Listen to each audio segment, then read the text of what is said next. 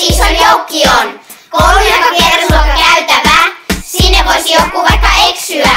Pihalla on keinutin ja metsäkin, välitunti sujuu siellä mukavin. Karimäinen tunnethan se totta kai, sieltä moni kiva juttu alun sai.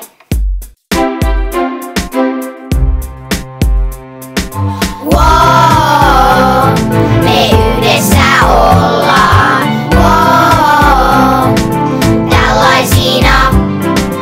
Wow, tää kirjava joukko.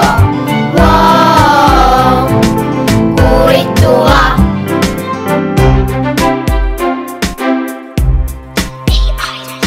Ei aina edes voi hiljaa istua, kun kaverille voisi vähän jutella.